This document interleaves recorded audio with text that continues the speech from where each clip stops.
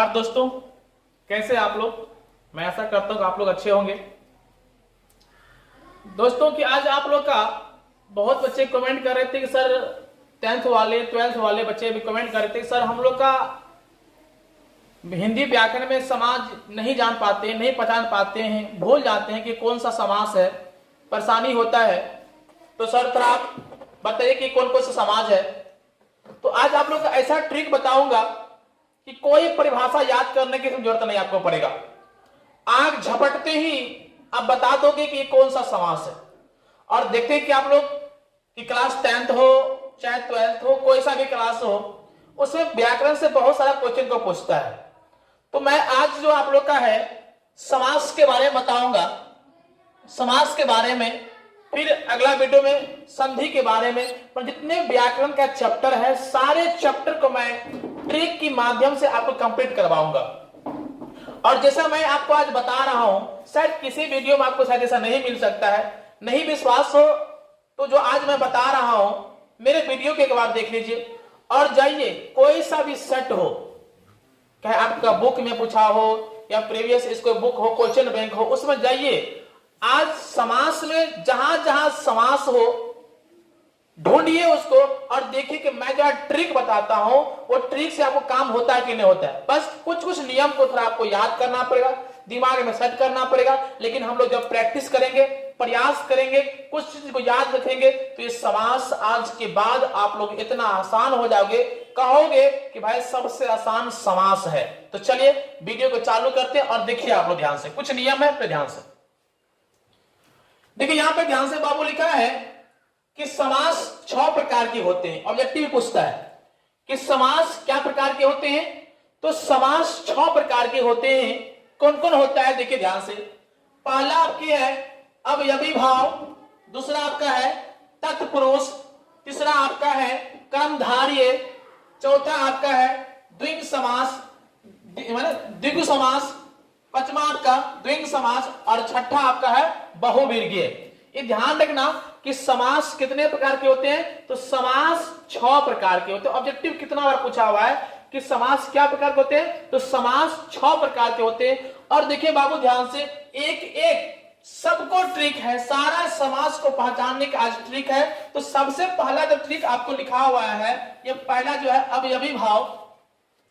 कोई दे दिया, आपसे पूछेगा ये कौन सा समास है, तो सबसे पहले हम लोग जानते हैं कि अवयवी भाव वाला। कि कैसे जानेंगे कि ये अवयवी भाव का ये उदाहरण है। परिभाषा हम लोग याद नहीं करना, उतना आगे हम लोग नहीं जाना, हम लोग ट्रिक सीखेंगे। ध्यान रखना बाबा, जब शब्द में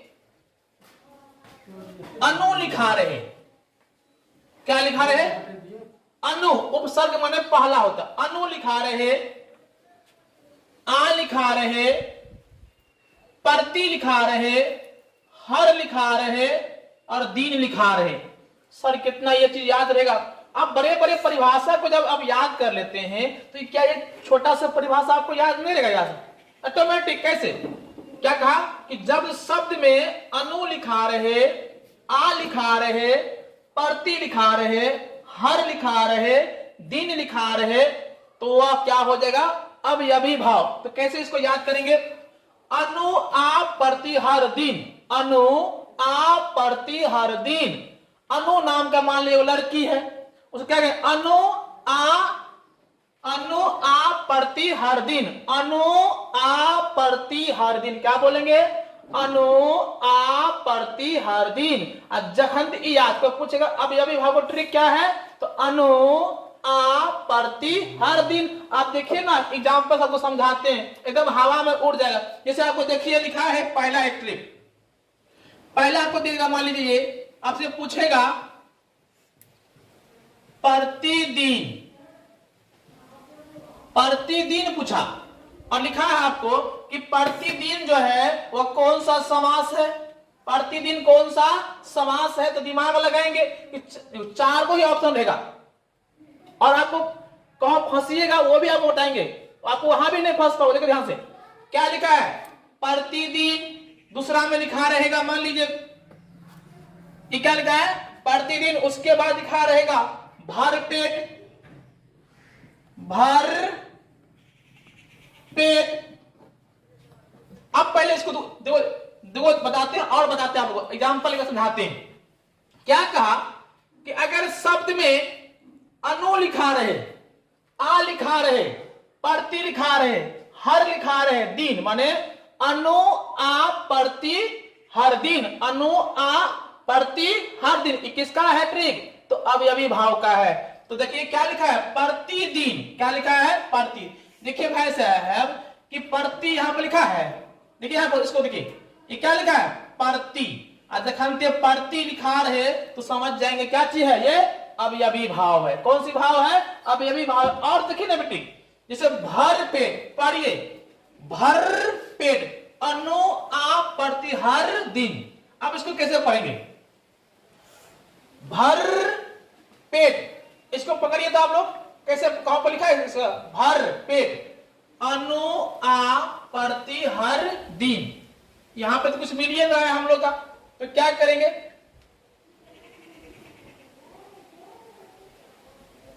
अनु तो है नहीं है, आ भर पेट भी नहीं है, प्रति भी नहीं है, हर दिन भी नहीं है।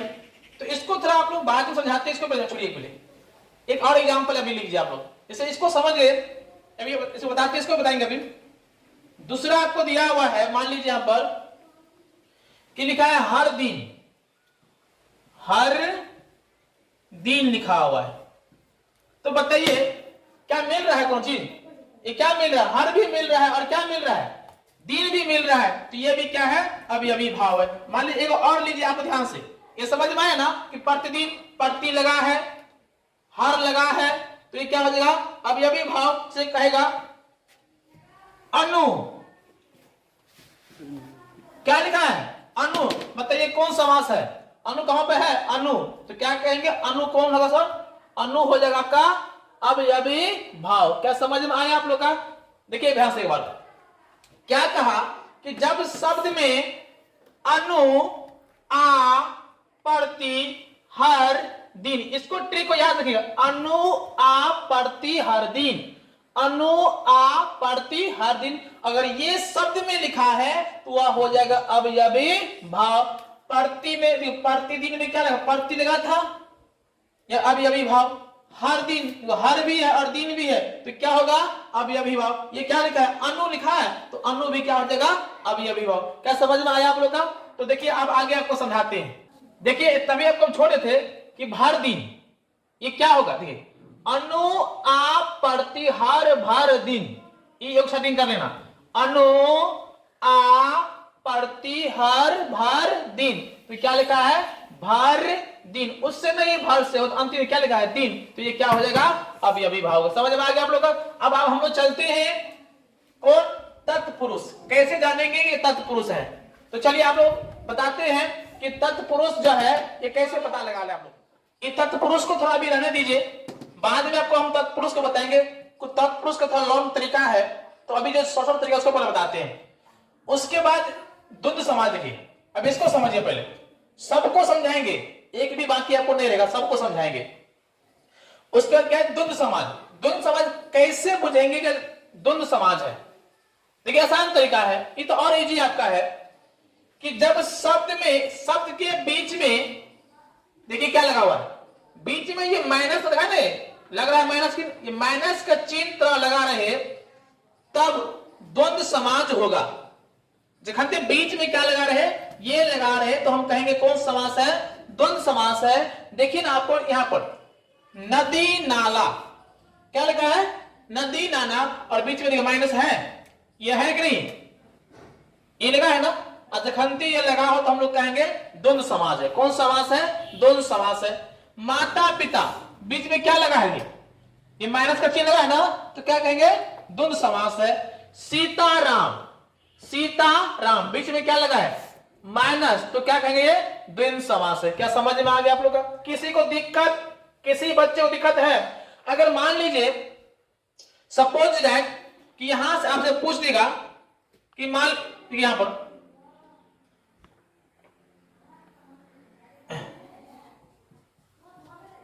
गोपाल मोहन, अब बताइए कौन समास है? तो बीच में क्या लगी है माइनस, ये क्या हो जाएगा द्वंद्व समास हो जाएगा। क्या हो जाएगा द्वंद्व समास।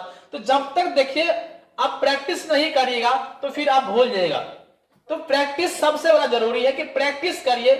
आज समास आपको पढ़ा देंगे तो अंठाइए नहीं, 1 घंटा 2 घंटा के बाद उसे जाइए किसी किताब में हो या हिंदी व्याकरण उठाइए, समास को निकालिए चैप्टर में और देखिए कि जो मैंने बताया हो वो ट्रिक आपको काम कर रहा है कि नहीं कर रहा है। तब आपको विश्वास हो जाएगा नहीं ये ट्रिक बिल्कुल क्या है सही है। समझ में आ गया। तो जैसे ही ये क्या लगाए रहे बीच में माइनस लगा रहे तो क्या कहेंगे द्वंद्व समास। क्या लगा है माइनस लगा है तो द्वंद्व समास, क्या लगा है माइनस लगा है तो ये क्या हो जाएगा द्वंद्व समास होगा। क्या समझ में आप लोग आया। अब चलते आगे। देखिए आप लोग, देखिए आप आगे देखिए तीसरा लिखिए, लिखा है द्विगु समाज। क्या लिखा है द्विगु समाज, द्विगु समाज, क्या लिखा है द्विगु समास। इसको कैसे पहचानेंगे तो देखिए सबसे पहली बात कि क्या लिखा है जब शब्द में उच्चारण करने पर, माने जो आपको एग्जाम्पल दिया रहेगा उसको उच्चारण करेंगे। अगर उच्चारण करने पर पहला शब्द जो है संख्या का बोध हो जाए, जैसे उच्चारण करने पर 2 बोला जाएगा, 3 बोला जाएगा, 4 बोला जाएगा, 5 बोला जाएगा, 6 7 बोला, संख्या का उच्चारण हो रहा है तो उसे हम क्या कहेंगे द्विगु समास। क्या कहेंगे द्विगु समास। द्विगु समास भी कर सकते हैं, द्विगु समास या द्विगु समास कर सकते हैं। देखिए एग्जाम्पल में क्या लिखा है त्रिफला। अब बता बाबू त्रिफला, इसको पढ़ के त्रि माने 3, क्या बुझा रहा है त्रिफला, त्रि क्या बुझा रहा है उच्चारण करें त्रि माने क्या बुझा रहा है 3। कौन समास द्विगु समास। दोपहर पहला अक्षर दो, क्या बोला गया जहां ते 2 बोला के 2 संख्या है कि नहीं है तो क्या होगा ये द्विगु समास होगा। जैसे सप्ताह, सप्ताह क्या बोला गया सप्ताह माने 7, क्या बोला रहा है सप्ताह में कितना दिन होता है 7 दिन ना, तो 7 संख्या हो गया ना, आज कहते संख्या हो गया तो क्या होगा ये द्विगु समास होगा। क्या समास होगा द्विगु समास होगा। अब चलते हम लोग एक एक एग्जाम्पल, अभी 3 समझाया हूं, तीनों एक एक लेता हूं और आपसे पूछते हैं कि ये कौन कौन सा समास है। आप देखिए 3 मैं आपको एग्जाम्पल दिया हूं, अभी तक मैंने 3 को पढ़ा दिया हूं। कौन को पढ़ाए अवयवी भाव, द्विगु समास और द्वंद्व समास, 3 पढ़ाया हूं, अवयवी भाव, द्विगु समास और द्वंद्व समास। और आप लोग देखते हैं कि आपको समझ में आया कि नहीं। पहला लिखा है लोटा डोरी, यहां बच्चा कंफ्यूज होता होगा कि क्या लिखा है लोटा डोरी और बच्चा कंफ्यूज होता कैसे सर। ठीक है इसको भी छोड़ दीजिए आप, अब इसको छोड़िए अभी आप यहां से। इसमें आइए क्या लिखा है पंच पात्र। आप कहते पंच माने 5, तो संख्या का बोध हो गया।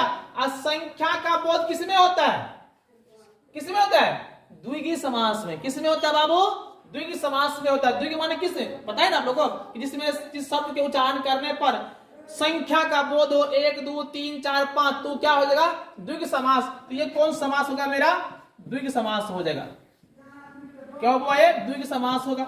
आप इसको देखिए अनुसरण, आप याद रखिए पहला वाला अभी वाला क्या बताए थे ना, अनु लिखा रहे, हर लिखा रहे, प्रतिदिन लिखा रहे, आ लिखा रहे, नहीं भर लिखा रहे, तो कौन सा समास होगा तो अवयवी भाव होगा। तो ये क्या होगा बाबू अभी लगा है ना अनु, क्या लिखा है अनु लिखा है ना, तो ये क्या होगा अवयवी भाव हो जाए। क्या होगा बोले अवयवी भाव होगा। समझ में आ गया आप लोग अवयवी भाव। अब बात ये होता है कि सर एक सवाल जो आपने छोड़ा है लोटा और डोरी, द्वंद्व समास। तो द्वंद्व समास में आपने बताया था कि बीच में ऐसा लिखा रहेगा माइनस लिखा रहा तब कहेंगे द्वंद्व समास, लेकिन इसमें लिखा नहीं। लेकिन जिसमें 2 पद प्रधान हो, याद रखना अगर ये नहीं लिखा रहे फिर भी दिमाग लगाना है कि जिसमें 2 पद क्या होगा प्रधान। अगर इसमें 3 को दे दिया पूछेगा इसमें द्वंद्व समास कौन है, द्वंद्व समास कौन है, तो क्या ये द्वंद्व समास होगा नहीं, क्या ये द्वंद्व समास होगा नहीं, तो यही ना हो सकता है। कैसे ऐसे देखिए बीच में तो ये लगा है नहीं, अगर ये लगा रहता तो कहने के बात ही नहीं होता। लेकिन ध्यान से इसमें 2 पद प्रधान है कि नहीं? एगो है लोटा, एगो क्या चीज है? डोरी। दो शब्द है कि नहीं है? कितना शब्द है? दो शब्द है और दोनों हटा हटा है, तो ये क्या हो जाएगा? कौन समास? द्वंद्व समास। अब कौन को क्या होता है? ऐसा लिखा रहेगा, सीता और राम लिखा रहेगा। क्या लिखेगा? इसमें कितना पद प्रधान है? दो पद ना, एगो सीता एगो राम। अगर बीच में ऐसा कर दिया जाए तो टेंशन ही नहीं है। तो कौन मिस्टेक में क्या करता है, ये नहीं दिया रहता है तो फिर भी दो पद प्रधान है कि नहीं, तो ये क्या हो जाएगा? इसका तो सीता राम क्या हो गया आपका?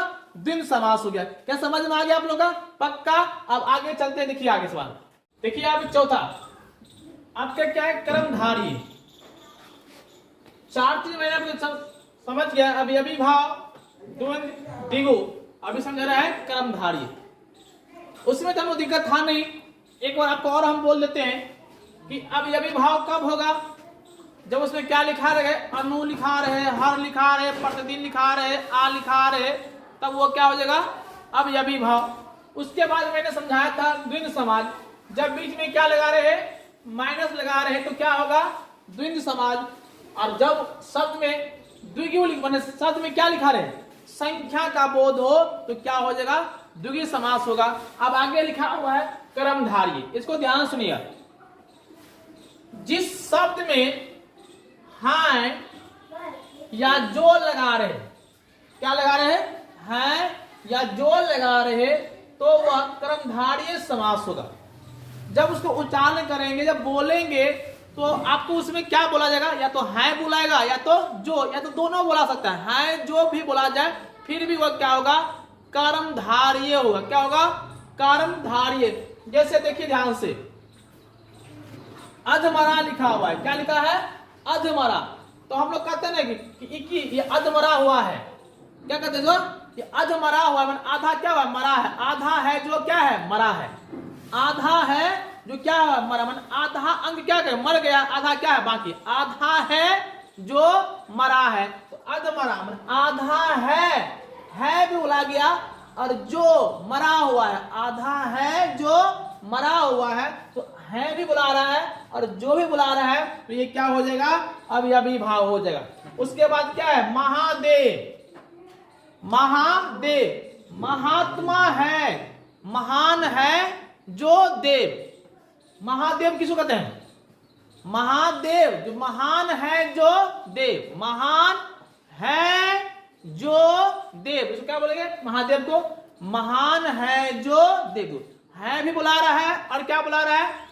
जो भी बुला रहा है, तो ये क्या हो जाएगा?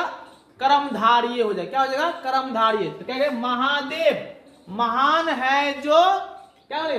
देव। महान है जो देव। महान है भी बोला गया और क्या बोला गया? देव भी बोला गया, तो ये क्या हो जाएगा? वो कर्मधारय होगा। उससे भी अगर नहीं होता है तो सारे, अब जो भी आपके ऑप्शन दिया रहेगा, ऑप्शन को छांट के कोई एक ही ऑप्शन सही रहेगा ना, तो ऑप्शन से क्या करेंगे हम लोग? पकड़ लेंगे। जैसे आपको देखिए, आपको मारो ये अधमरा दे दिया, तो क्या ये अधमरा अब अभिभाव हो सकता है? न तो इसमें प्रति लिखा है, न अनु लिखा है, न हर लिखा है, न भर लिखा है। क्या यह द्विगु समास हो सकता है? कहां पर डैश दिया है? यह भी नहीं हो सकता है। क्या यह द्विगु समास हो सकता है? क्या इसमें कोई संख्या का बोध है? तो ये भी, तो क्या होता है? ऑप्शन में क्या लिखा रहे? कर्मधारय लिखा रहे, तो क्या मारेंगे? कर्मधारय में। तो ऑप्शन से भी आप पकड़ सकते हैं। बस ऑप्शन को भी ध्यान रखना और थोड़ा बहुत इसको ध्यान रखना कि अपने आप को क्या करना? पकड़ा जाए। तो प्रैक्टिस करिए। प्रैक्टिस करने के बाद आपको अंत में हम 5-7 को देंगे ऑप्शन। आपको कमेंट के माध्यम से क्या करना? भेज दीजिएगा, तब समझ में आएगा। आप लोग पूरा वीडियो को देखिएगा और जो मैं आपको देंगे उसको पढ़िएगा, तो समझ आपको आ जाएगा। महादेव, क्या यह अव्ययीभाव होगा? नहीं है। क्या द्वंद्व समास हो सकता है? नहीं। क्या दीर्घ समास हो सकता है? क्या संख्या का संबोध है? नहीं। तो ये कौन होता है? ये कर्मधारय है। ठीक है। चरण कमल, ये क्या लिखा है? चरण कमल। चरण कमल कहां पे प्रति हर भर दिन लिखा है? नहीं। कहां पे कोई संख्या का बोध हो रहा है? नहीं। क्या डैश कहां पर है? नहीं। तो चरण कमल, तेरे चरण में क्या है? कमल है। चरण कमल मैंने कहा तुम्हारे चरण में कमल है, तुम्हारा जो चरण है उसमें क्या है, उसमें कमल है। तो चरण कमल में क्या हो जाएगा, कौन समास होगा, कर्मधारय हो जाएगा। क्या हो जाएगा, कर्मधारय। अब आगे चलते हैं, देखिए आप, देखिए अब बहुवीर्यीय समास, ये बहुत अच्छे हैं, ये तो ध्यान सुनिएगा। बहुवीर्यीय समास हम कहे जाएंगे सर ये बहुवीर्यीय समास है। देखिए ध्यान से, एक बार पूरा को एक बार हम याद करवा देते हैं। सबसे पहले था अवयवी भाव, दिमाग में सेट कर देना, अनु प्रति आहार भार दिन, ये आपका हो जाएगा अवयवी भाव। दूसरा था द्वंद्व समास। द्वंद्व समास में क्या होगा कि बीच में माइनस का चिन्ह लिखा रहेगा, तो हम कहेंगे बिंदु समास। उसके बाद दीर्घो, दीर्घो में क्या, संख्या का बोध लिखा है, जैसे उच्चारण करने पर क्या बोला है, संख्या बोला है, तो क्या बोलेंगे, दीर्घो समास। और उसके बाद क्या होता है, कर्मधारय। क्या बताए थे, कर्मधारय में आप लोग हम क्या बताए थे बाबू, जिसका मान लीजिए क्या बताए थे, कर्मधारय बताए जिसमें लिखा रहे है या जो लिखा रहे, क्या लिखा रहे, है या क्या लिखा रहे, जो लिखा रहे। जैसे अधमरा, आधा है जो मरा है, नहीं कहते आधा है जो क्या है, मरा है। तो इस टाइप क्या हो जाएगा, वो कर्मधारय हो जाएगा। और अंतिम क्या है आपका है बहुवीर्यीय। देखिए ध्यान से, बहुवीर्यीय क्या कहा, जिसका, जिसमें जिसका, ये ध्यान रखना, जिसका जहां भी माने विग्रह करने पर, तोड़ने पर, विग्रह का मतलब होता है तोड़ना, जब उसको तोड़ेंगे ना तो उसको होता है विग्रह। तो विग्रह करने पर क्या बोला जाए, जिसका लगा रहे, तो वह क्या होगा, बहुवीर्यीय समास। एग्जाम्पल समझते हैं, लिखा है नीलकंठ। नीलकंठ किसको कहा गया है, जिसका कंठ क्या हो, नीला हो। अब विग्रह कर रहे हैं, नीलकंठ को विग्रह करे तो जिसका कंठ, जिसका बोला गया ना, जिसका कंठ क्या हो, नीला हो, क्या कहलाता है, नीलकंठ कहलाता है। आपने व्याकरण में पढ़ा होगा सर, ये लिखा होगा कि जिसका कंठ क्या हो, नीला हो, क्या कहलाता है, नीलकंठ कहलाता है। समझ में आ रहा। तो नीलकंठ विग्रह कर क्या हो, जिसका कंठ क्या हो, क्या बोला गया, जिसका, तो जिसका हो गया तो क्या हो गया, बहुवीर्यीय समास हो गया। कोई दिक्कत। चक्रपाणी, क्या लिखा है, चक्रपाणी क्या होता है, जिसके हाथ में क्या हो, चक्र हो, जिसके हाथ में क्या हो, चक्र। किसके हाथ में चक्र था, तो भगवान विष्णु के हाथ में क्या था, चक्र था ना। तो जिसके हाथ में चक्र हो क्या कहता है, चक्रपाणी। या कभी आपसे पूछ देंगे विष्णु, विष्णु किसे कहते हैं, तो जिसके हाथ में क्या हो, चक्र हो, तो उसे कहेंगे विष्णु। तो विष्णु भी कौन समास होगा, तो बहुवीर्यीय समास होगा। चक्रपाणी, जिसका हाथ में क्या हो, चक्र, क्या बोला गया, चक्रपाणी किसे कहते हैं, नीलकंठ किसे कहते हैं, इसको याद करना, नीलकंठ जिसके कंठ क्या हो, नीला हो, नीलकंठ कहलाता है। चक्रपाणी किसे कहते हैं, जिसके हाथ में क्या हो, चक्र हो, क्या कहलाता है, चक्रपाणी। चक्रपाणी जिसका लिखा है ना लंबोदर। लंबोदर किसको कहा गया है, गणेश भगवान ने कहा गया है, जिसको शरीर क्या हो, लंबा हो, क्या कहा है, लंबोदर। जिसको लंबोदर किसको कहा गया है, गणेश। इसको देखते हैं ना, कंठ काट, क्या कंठ को क्या कहता, जोड़ दिया, लंबा कर दिया गया था। तो जिसका कंठ क्या हो, लंबा हो ना, तो क्या होगा, लंबोदर। तो किसका कंठ लंबा था, मूड़ी किसका लंबा था, तो गणेश भगवान का ना। तो ये क्या, लंबोदर भी क्या हो जाएगा, बहुवीर्यीय। एक चीज बताइए आप लोग, जिसका 10 मुंह हो, जिसका 10 मुंह हो, 10 मुंह किसका था, रावण का था ना। जिसका 10, आप मुझे आप पूछेगा दशानंद क्या है, दशानंद कौन समास है, दशानंद। तो दशानंद को जिसका 10 मुंह हो, अगर जिसका बोला गया तो क्या होगा, बहुवीर्यीय समास होने। समझ में आया, आया समझ में ना। तो इससे भी नहीं हो तो आप एग्जाम्पल पे जाइए। अभी आपको हम सब पे, टोटल पे, अभी भाव द्विंग पर, इस सब पे एक एक एग्जाम्पल लिखता हूं और अंतिम बार आपको समझाते हैं। आप लोग बोलिएगा ये कौन सा समास है। तो देखिए आपको एग्जाम्पल लिखते हैं। अभी 3 आपको दिए हैं और 3 को, ये 3 लिखा हुआ है, इसे समझते हैं हम लोग कि कौन सा समास है। लेकिन आराम से, कोई जल्दबाजी नहीं करना है। पोथी पथरा, जखनते बीच में क्या लग गया हो, माइनस लग गया हो, तो माइनस जब लगता है तो कौन समास होता है, द्वंद्व समास होता है। कौन समास होता है, यहां पर हम क्या करेंगे, द्वंद्व समास। समझ में आया, द्वंद्व समास आपका हो गया। फिर क्या है, चौराहा। आप दिमाग लगे, चौराहा, जिसका 4 भाग होता है, जिसका 4 भाग, जहां चैन रास्ता होता है तो उसको क्या कहते हैं, चौरासी। जिसका 4 भाग हो, जिसका लग गया, और जिसका किस में लगता है, तो बहुवर्गीय में लगता है। किस में लगता है, बहुवर्गीय में लगता है। समझ में आ रहा है ना आप लोग का। उसके बाद त्रिभुवन, त्रिभुवन, संख्या का बोध हो गया ना। आज संख्या का बोध किसमें होता है, द्विंग समास में होता है। तो क्या होता है, द्विंगु समास में होता है। अब बताइए क्या भारी है, एकदम इजी। तो बस आप लोग प्रैक्टिस करिए, ऐसे उच्चारण तोड़ के पता ना आप लोग का है। इनमें से जब भी समास जब आप लोग पढ़िएगा तो इनमें से कोई ऑप्शन कहीं लिखा ही नहीं रहेगा, तो कोई ना कोई तो होगा। तो एक एक एग्जाम्पल को देख देख के समझ क्या करना है, इसको बनाना है। तो 4-5 को आप देते हैं और कमेंट के माध्यम से आप लोग बता देना कि कौन कौन सा ये समास। मैंने 8 को दिया हूं और आप लोग कमेंट के माध्यम से बता देना कि ये कौन सा समास है। मैं उम्मीद करता हूं अगर पूरी वीडियो का अगर देखे होंगे, आराम से पूरा वीडियो को देख लिएगा और अंतिम इसको बनाइएगा। जहां भी फंसिएगा मेरे वीडियो एक बार देखिएगा, आपको बिल्कुल सही हो जाएगा। धर पढ़ाने की बात नहीं है, आराम से, क्योंकि जल्दबाजी नहीं करना है। पहला क्या है, विष्णु या पीताम्बर, ये कौन समाज है। दाल भात, चतुर्भुज, कमल नयन, प्रतिदिन, चंद्रमुखी, तिरंगा, दशानंद, सबको समझ कर पता लगाना है। अब जहां फंसिएगा तो हर एग्जाम्पल लेना, ये क्या हो सकता है, ये किसका हो सकता है, ये किसका हो सकता है। तो परिभाषा मैंने लिखवा दिया ना, उस ट्रिक पे जाके क्या करना बनाना। उम्मीद करता हूं कि आप लोग समझ में आया होगा। अगले वीडियो में आपको जानेंगे हम संधि के बारे में। तो बस इतना ही रखते हैं।